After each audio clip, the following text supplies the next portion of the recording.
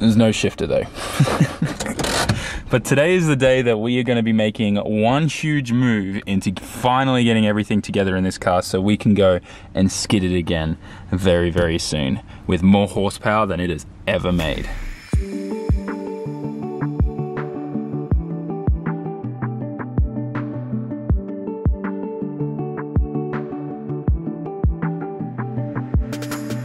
That's right, we are back at Yashio factory and we can start getting back to work on the S15 build because finally the parts that we've been waiting for this entire time have arrived. So let's get back in there and start putting that car back together. And this is the first thing that we've got to work on today, a little chop, chop, chop. But before we do that, Komura-san genki? Gotta check in with the boss man. Genki desu ka?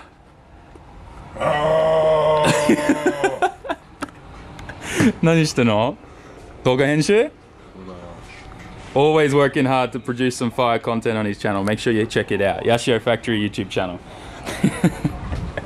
Alright, let's get to cutting this transmission up.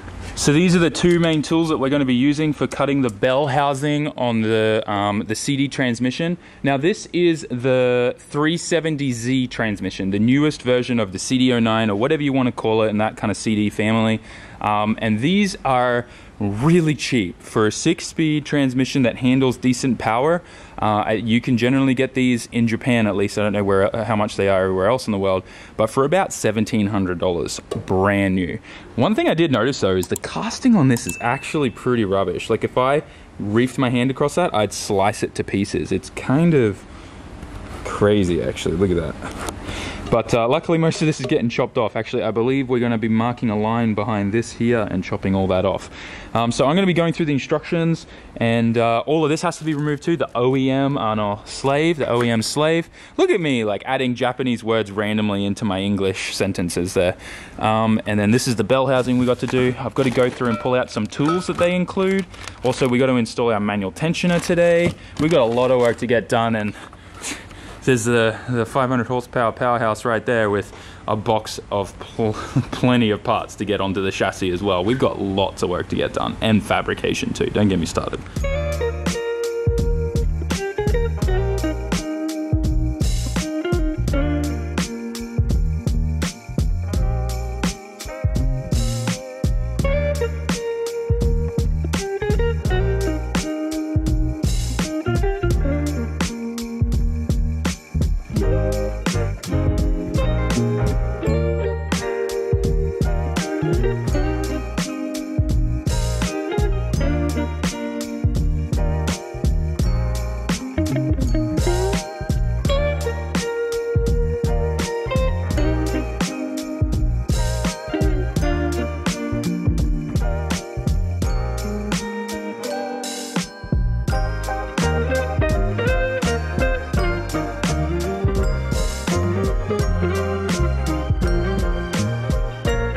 Finished cutting off the entire bell housing, took my time, came off perfectly, went around and kind of just chamfered all the edges and made sure that there's nothing sharp there, cleaned it all off.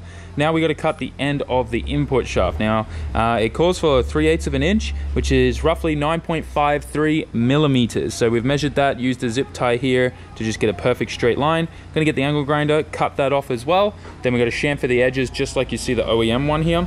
Now the reason why you do have to cut your input shaft, as in some kits with just like an adapter plate, you don't even have to touch that, is because that gets the transmission even closer to the engine, which ends up with you having the shifter in the OEM position.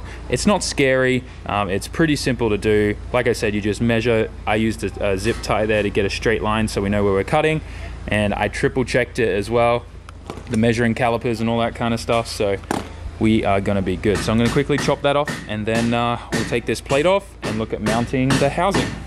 So I've undone all the bolts now for this plate, and the bottom 4 ones need to be sealed with RTV because that's like directly into where the transmission oil is, and I thought brand new transmissions wouldn't be full of oil, but this one was, so learned something new.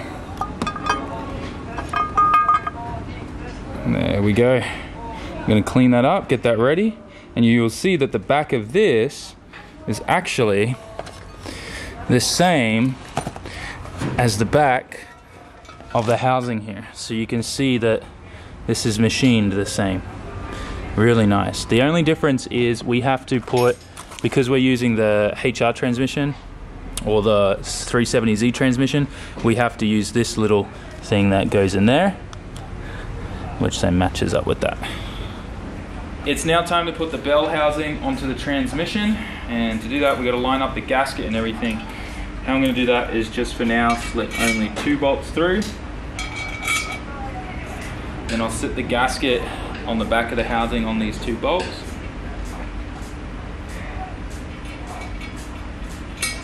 Just so it's kind of lined up where it's supposed to be.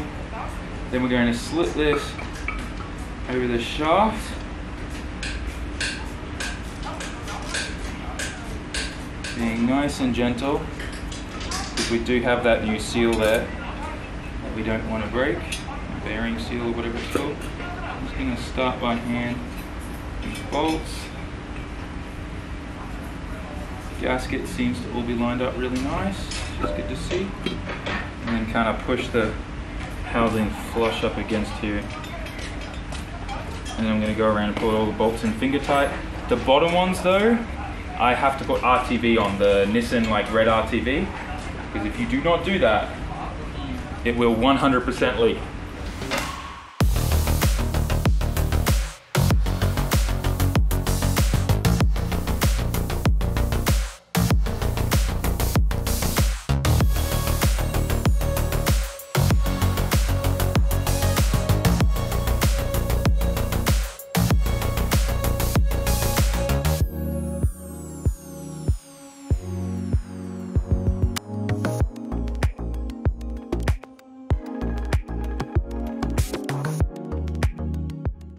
Bell housing is now completely bolted on, and we are now ready to look at installing the clutch slave cylinder, which we have opted for using this beautiful Tilton one.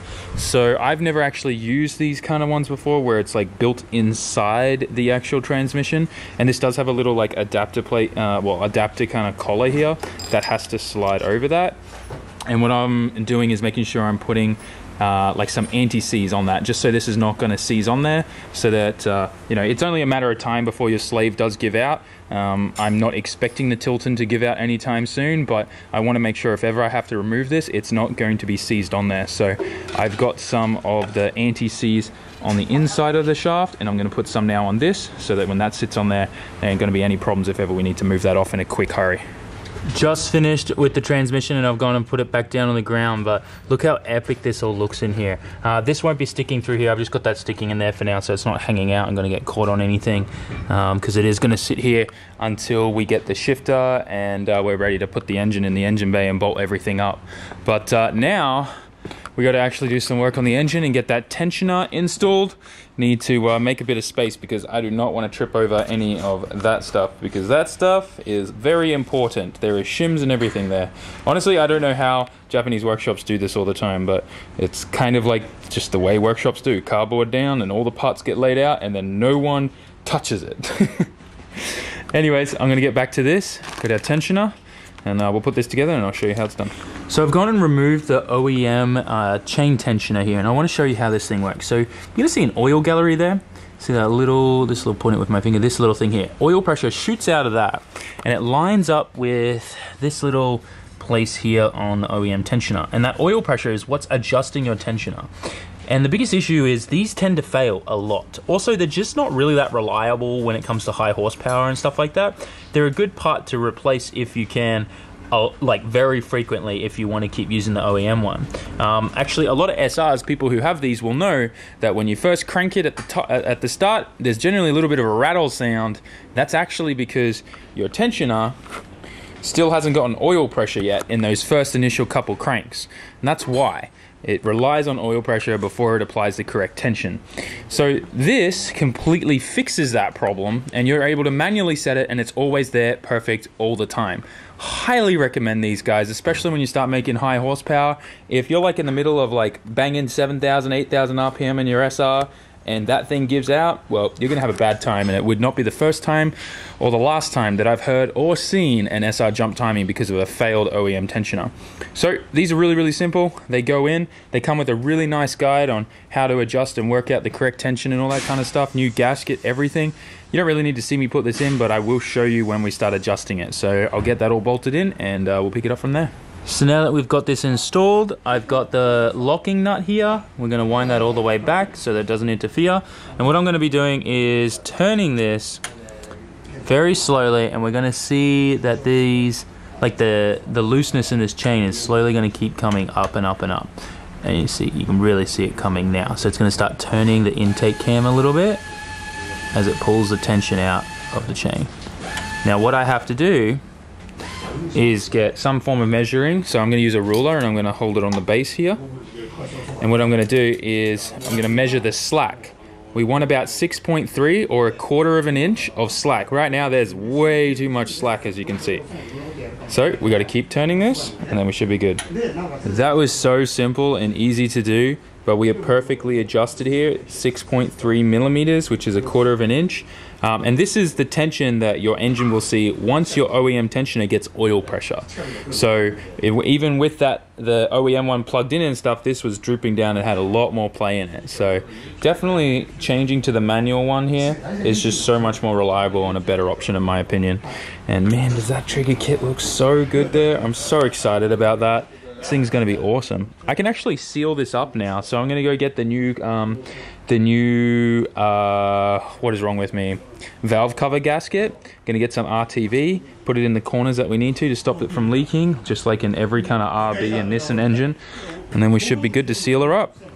I grabbed the new gasket, and then I started looking for the hardware and remembered that I want to order some really nice hardware for this and not use the stock OEM ones, because I think this looks ugly when I have a really nice valve cover. So I'm going to quickly order those and hope that they arrive at this very, very quickly. They should, as far as I know, they're in stock and stuff like that, so they should arrive very quickly. So I just sat this back on there for now, but we're kind of done for today. It's a scorcher of a day too. Like, it has probably been the hottest it's been here in Japan since summer started, because the rains finally stopped, although it is still rainy season, so expecting it to be on and off. But even when it's full down pouring outside, it is still like 30 degrees. It's reminding me of like Singapore or Hong Kong weather right now in summer. It's just insane. But yeah, regardless, this thing's gonna be in the base soon.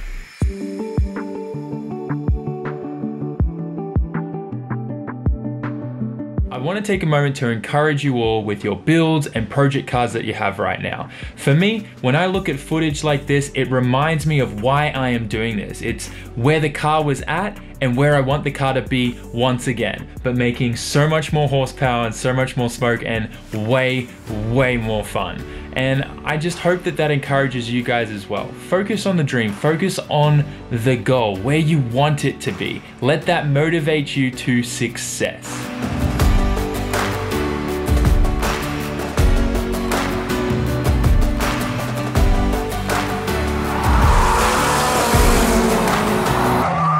Time to jump into the old cave-in and head home. We're done working on SR things today. I'm not sure if I'm coming back tomorrow, I need to check. But if we do, we're going to be doing a whole bunch of work on the chassis. We're going to change all the fuel lines and get that ready for ethanol and E85.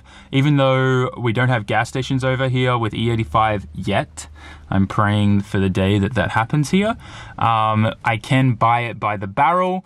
200 liters is roughly about like $600 to $800 depending on where you buy it from. It's not too bad, and if ever like I'm doing really big competitions and stuff like that, I think having the power boost, like if I'm tandeming against guys that have 600 horsepower and stuff like that, I need to squeeze as much out of that engine as I can. Anyways, it is definitely time to get on the road because there is a huge storm coming. Maybe I'm looking at the wrong side, but there's like lightning flashing and all this crazy stuff going on, so time to get the hell out of here, I think. This is not looking good, man. The lightning is getting faster and faster. I don't even know if the camera is going to be able to pick it up, but there's, whoa, that was a big one. Any more? Come on, give me some more. There's some more. Give me a big one. Big flash. Oh, there's some more. Jeez. This is not going to be a good drive home, I think. Back home now, and somehow I managed to stay on the edge of this storm like the whole way home. It must have been like coming from the direction that I was leaving, because the moment I got home was then when the heavens opened and it just poured like crazy. It feels kind of like Australia and Queensland summer, because if you live there, you know what I'm talking about. Like literally every evening, every night, like after a hot summer's day, is just a crazy big storm. But anyways, guys, before we wrap this up, I hope you enjoyed today's video, and just a massive thank you to all of you that jumped on the merch drop.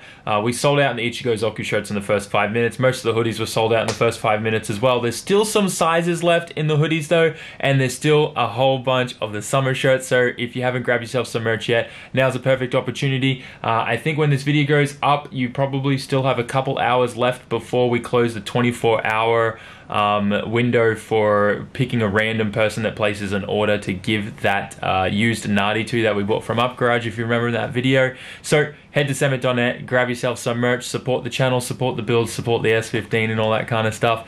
But yeah, guys, I hope you enjoyed this video. Did a few things different, and sorry it's a little bit short. So much happening behind the scenes, obviously the merch drop and all that kind of stuff, but hope you enjoyed. Like, comment, share, and subscribe, and I hope you're having an amazing day. Peace out, guys. Jamata.